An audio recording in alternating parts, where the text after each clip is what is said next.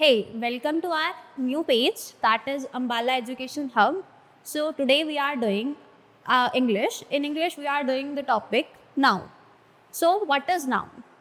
Basically, noun होता क्या है? Noun is a part of speech that is used to name a person, place, thing, quality or action. हम छोटे होते पढ़ते थे what is noun? Noun is name of person, place और thing. यानी हिंदी में से हम बोलते हैं संज्ञा. संज्ञा क्या होती है? किसी वस्तु, व्यक्ति, नाम को हम क्या बोलते हैं? नाउन. उससे ही हम इंग्लिश में बोलते हैं नाउन. ठीक है. और जैसे अब किसी पर्सन का नाम है राम, श्याम, उसे हम क्या बोलेंगे? नाउन. किसी प्लेस का नाम है जैसे Delhi, Ambala, all these are nouns. Thing का नेम है चेयर, पेन, पेंसिल. ठीक है. और क्वालिटी, किसी की क्वालिटी में honesty, kindness, all these are nouns.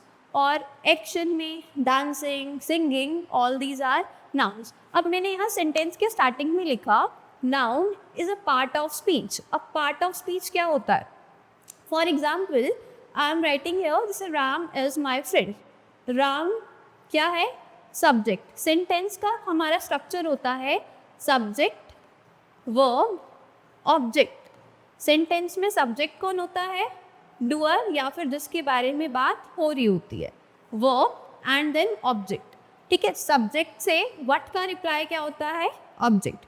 For example Ram is my friend. किसके बारे में बात हो रही है?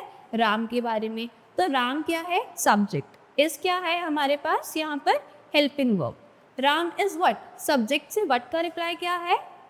फ्रेंड. तो फ्रेंड क्या हो जाएगा? Object.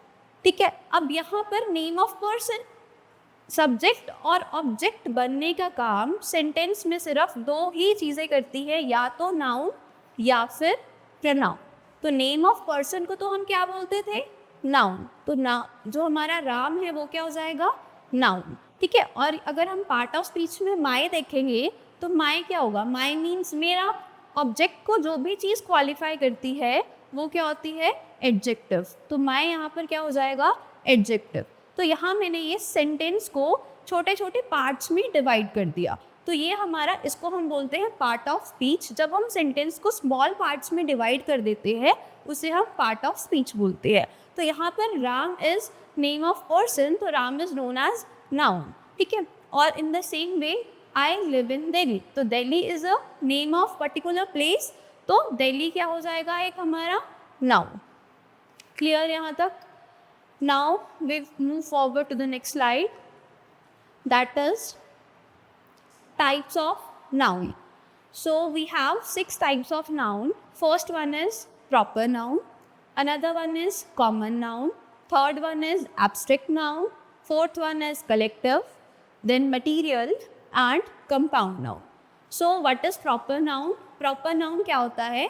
Proper noun is the name of particular person, particular place और particular thing.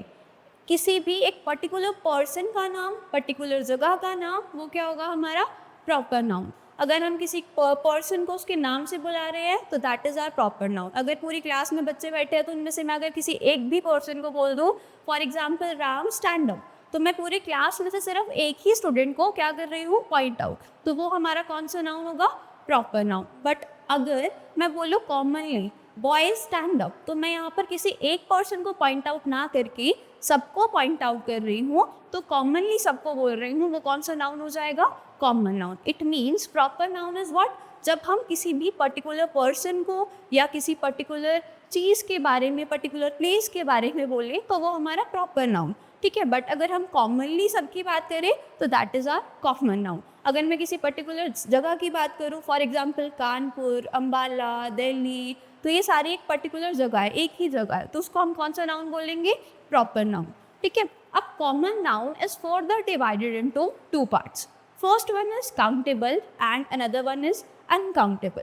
काउंटेबल नाम से ही पता लग रहा है हमें. Countable means which can be counted, मतलब जिसको हम काउंट कर सकते हैं. फॉर एग्जाम्पल 1, 2, 3 नंबर्स में हम जिसको काउंट कर सकते हैं वो हमारे कौन से नाउन्स होते हैं?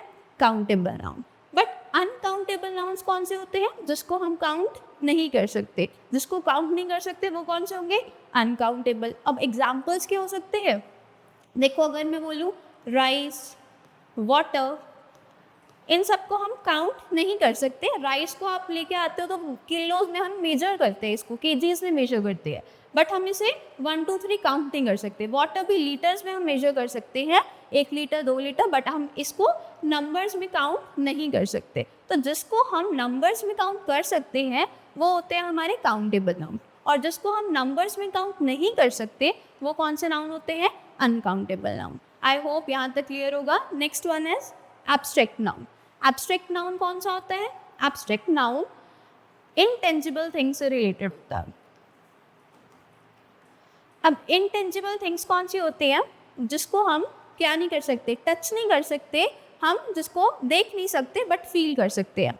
फॉर एग्जाम्पल हैप्पीनेस, किसी की हैप्पीनेस को हम फील कर सकते हैं, उसको हम टच नहीं कर सकते, ठीक है, तो वो हमारा कौन सा नाउन होगा? Abstract noun. और क्या हो सकता है? फियर, किसी के फियर को हम फील कर सकते हैं कि इसको पानी से डर लगता है या किसी और चीज़ से डर लगता है, तो वो हमारा, वो सारी चीज़ें किसके अंदर आती हैं? एब्स्ट्रैक्ट नाउन के अंदर आ जाती हैं। ऑनेस्टी, अब कोई पर्सन कितना ऑनेस्ट पर्सन है वो भी हम फील कर सकते हैं, हम उसे टच या देख नहीं सकते, तो वो हमारा कौन सा नाउन हो जाएगा? एब्स्ट्रैक्ट नाउन, ठीक है। Then fourth one is are collective noun. Collective noun क्या होता है? नाम से ही पता चल रहा है कलेक्टिव नाउन। तो कलेक्टिव नाउन मतलब कि कलेक्शन ऑफ समथिंग, मतलब अगर हम बहुत सारी चीज़ों को कलेक्ट कर कर एक नाम देंगे तो वो कौन सा नाउन हो जाएगा?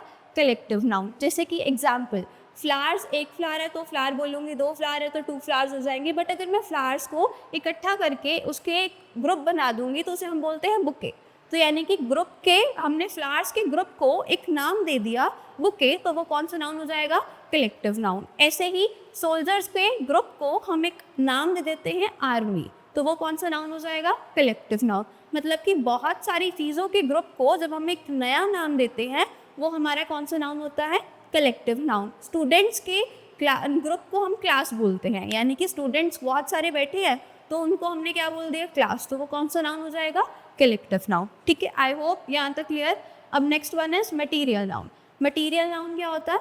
अब कोई भी चीज़ को बनाने के लिए जो मटीरियल की रिक्वायरमेंट होती है, फॉर एग्जाम्पल कोई भी अगर हम फैब्रिक डाल रहे हैं तो वहाँ पर हमें कॉटन की रिक्वायरमेंट है किसी भी चीज़ के लिए, कोई फैब्रिक बनाने के लिए, तो कॉटन क्या हो जाएगा हमारा? Material noun. अब कोई रिंग को बनाने के लिए गोल्ड की रिक्वायरमेंट है तो गोल्ड से बनी है तो वो गोल्ड क्या हो जाएगा? Material noun. मतलब किसी भी चीज़ को बनाने के लिए जो मटेरियल यूज़ होता है उसे हम क्या बोलते हैं? मटेरियल नाउन, ठीक है। अगर मैं बोलूँ Taj Mahal is made up of marble, तो ताजमहल किससे बना है? मार्बल से तो बना है, तो वो मार्बल क्या हो जाएगा? ताजमहल को बनाने में यूज़ हुआ, तो marble is are material noun. अब next one is compound noun. अब कंपाउंड नाउन भी हमें नाम से ही पता चल रहा है। कंपाउंड मीन्स मतलब 2 चीज़ों को मिलाकर बना हुआ। इट मीन्स एक 2 नाउन्स को मिलाकर अगर हम एक नया वर्ड बना देंगे तो वो क्या हो जाता है? Compound noun. For example washing एक अलग वर्ड है, मैं लिखती हूँ यहाँ पर, वॉशिंग एक अलग वर्ड है और मशीन एक अलग वर्ड है, बट अगर इनको मैं ज्वाइन कर दूँ तो एक नया वर्ड बन जाएगा वॉशिंग मशीन। इट मीन्स 2 अलग अलग नामों को मिलाकर जब मैं एक नया नाउन बनाऊंगी तो उसे हम कौन सा नाउन बोलते हैं? Compound noun. And another example is brother एक अलग वर्ड है, ठीक है, और इन लॉ एक अलग वर्ड है, बट अगर मैं इनको मर्ज कर दूँ तो ये क्या बन जाएगा? Brother in law. तो इट मीन्स ब्रदर वैसे अलग पर्सन होता है, भाई को बोलते हैं। ब्रदर इन लॉ कौन होता है? जो भी इन लॉज में हमारे रिलेशंस में होंगे तो वो कौन हो जाएंगे? Brother in law. तो इट मीन्स ब्रदर अलग पर्सन होगा और ब्रदर इन लॉ अलग पर्सन हो गया। कंपाउंड नाउन क्या होता है? 2 अलग अलग वर्ड्स को मिलाकर जो नया वर्ड फॉर्म होता है उसे हम कौन सा नाउन बोलते हैं? Compound noun. सो ये हमारे कितने टाइप्स हैं? There are 6 types of noun: proper, common, abstract, collective, material and compound. And compound is divided into 2 parts: countable and uncountable. I hope इतना क्लियर होगा. That's it.